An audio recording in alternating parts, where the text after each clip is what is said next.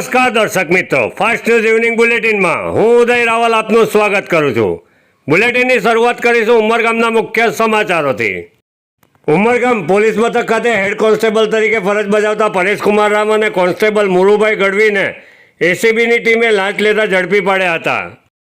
દારૂના કેસમાં વોન્ટેડ આરોપી પાસે લાંચ પેટે ₹1 લાખની માંગણી કરી હતી। હેડ કોન્સ્ટેબલ પરેશ રામના કહેવાથી કોન્સ્ટેબલ મુળુ ગઢવી 89,000 લાંચની રકમ લેતા આ બાદ ઝડપાઈ ગયા હતા। જાગૃત નાગરિકની ફરિયાદ બાદ નવસારી એસીબી પોલીસ સ્ટેશનના પોલીસ ઇન્સ્પેક્ટર બીડી રાઠવા તથા તેઓની ટીમે કાર્યવાહી કરી હતી। ઉમરગામ તાલુકાના દહાડ ગ્રામ પંચાયતની કલ્પતરુ સોસાયટીમાં કાર ચાલક કાર ચાલુ કરવા જતાં સ્ટેરિંગ પરથી કાબુ ગુમાવતા ફૂટવેરની દુકાનમાં કાર ઘૂસી ગઈ હતી। ઘટનામાં કોઈ જાનહાનિ થઈ ન હતી। ઘટના બાદ આજુબાજુ વિસ્તારના લોકો ઘટના સ્થળે દોડી આવ્યા હતા। ઉમરગામ તાલુકામાં ગત મોડી રાત્રે ગાજવીજ સાથે વરસાદ વરસ્યો હતો। સોરસુંબા રેલવે ઓવરબ્રિજના નિર્માણમાં વરસાદી પાણીના નિકાલની વ્યવસ્થાના અભાવે કલ્પતરુ સોસાયટી તેમજ પૂર્વ તરફના છેડે પાણી ભરાયા હતા।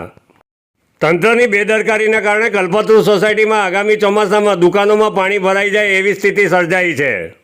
સોરસુંબા રેલવે ઓવરબ્રિજના નિર્માણની કામગીરી પૂર્ણ કરાઈ છે, પરંતુ વરસાદી પાણીના નિકાલ માટે ગટર સુવિધાના અભાવે આગામી સમયમાં કલ્પતરુ સોસાયટી તેમજ પૂર્વ તરફના વિસ્તારમાં વરસાદી પાણીનો ભરાવો થાય એવી ચિંતા સ્થાનિકોને સતાવી રહી છે।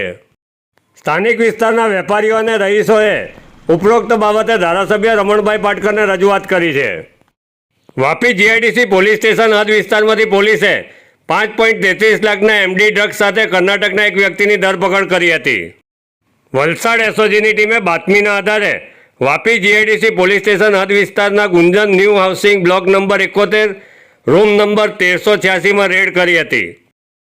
રેડ દરમિયાન પોલીસે ₹34,000 રોકડા, 2 મોબાઈલ તથા 2 પોર્ટેબલ વજન કાંટા અને 5.33 લાખ રૂપિયાના ડ્રગ્સ સહિતનો મુદ્દામાલ જપ્ત કરી એનડીપીસી એક્ટ 1985ની કલમ 8C અને 22C તથા 29 મુજબ ગુનો નોંધી વધુ તપાસ હાથ ધરી છે। આરોપીનું નામ છે શંકર વિજય સિકંતે। છેલ્લા 26 વર્ષથી વાપીમાં રહે છે, તેમજ એ મૂળ છે કર્ણાટકનો। એના મધર ફાધરનો વ્યવસાય છે શાકભાજી વેચવાનો।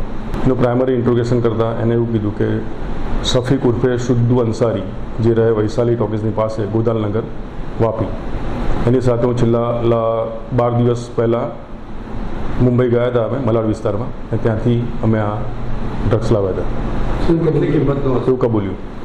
અને 1 ગ્રામની કિંમત ₹10,000 હોય છે, એટલે કે 53.37 ગ્રામ આપણે પકડ્યું છે, તો 5,33,700નો મુદ્દામાલ થાય છે। સિંગ સોસાયટી ખાતે રેડ કરતાં એના ફ્લેટમાંથી 53.37 ગ્રામ એમડી એટલે કે મેટાફાઇન જે ડ્રગ્સના સેગમેન્ટમાં આવે છે એનો જથ્થો પકડ્યો, તેમજ ત્યાં 11 ખાલી થેલી ઝીપર બેગ એ પણ લીધી અને 2 વજન કાંટા જેને મેં જપ્ત કર્યા। વલસાડના કપરાડા જોગવેલ ઘાટ પર ટ્રક ખોટકાતા વાહનોની લાંબી કતાર જોવા મળી રહી હતી। 5 કિલોમીટરથી વધુ અંતર સુધી વાહનોની લાંબી કતાર જોવા મળી રહી હતી। કલાકો સુધી ટ્રાફિકમાં અટવાયેલા વાહન ચાલકોની સ્થિતિ કફોડી બની હતી। પોલીસ દ્વારા વાહન વ્યવહાર યથાવત કરવા પ્રયાસો હાથ ધરાયા હતા। પારડી તાલુકાના બગવાડા ગામે ટ્રાન્સપોર્ટરના ઘરે રાત્રિના સમયે ચોર ઘૂસ્યા હતા। મુખ્ય દરવાજો તોડ્યા વિના ચોરો ઘરમાં પ્રવેશ્યા હતા અને 22 તોલા સોનું લઈ રફુચક્કર થઈ ગયા હતા। પારડી પોલીસે ચોરોનું પગેરું મેળવવા ચક્રો ગતિમાન કર્યા છે। નેશનલ હાઈવે નંબર 48 પર વલસાડના પારડી નજીક ટેમ્પો અને કન્ટેનર વચ્ચે અકસ્માત સર્જાયો હતો। હાઈવે ઉપરથી પસાર થઈ રહેલો ટેમ્પો કન્ટેનરના પાછળના ભાગે ઘૂસી ગયો હતો। અકસ્માતની ઘટનામાં ટેમ્પો ચાલક કેબિનમાં ફસાઈ ગયો હતો। ઘટના અંગે જાણ થતાં પોલીસ, ફાયર બ્રિગેડ અને 108ની ટીમ ઘટના સ્થળ પર આવી પહોંચી હતી। ક્રેનની મદદથી ચાલકને બહાર કઢાયો હતો। ઈજાગ્રસ્ત હાલતમાં ચાલકને સારવાર માટે હોસ્પિટલ ખસેડવામાં આવ્યો હતો। અકસ્માતને કારણે હાઈવે પર વાહનોની અવરજવર પર થોડો સમય માટે અસર થઈ હતી। ઘટના સ્થળ પર આવી પહોંચેલી પોલીસે વાહન વ્યવહાર યથાવત કર્યો હતો। વાપી ડુંગરા વિસ્તારમાંથી એસઓજીની ટીમે 2 પિસ્તોલ સાથે એક વ્યક્તિની ધરપકડ કરી હતી।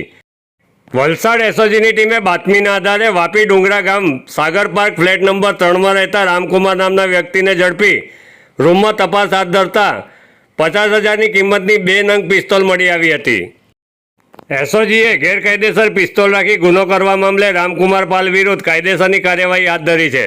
ફાસ્ટ ન્યૂઝ ઇવનિંગ બુલેટિનમાં આજે બસ આટલું જ। આવતીકાલે ફરી મળીશું. નમસ્કાર.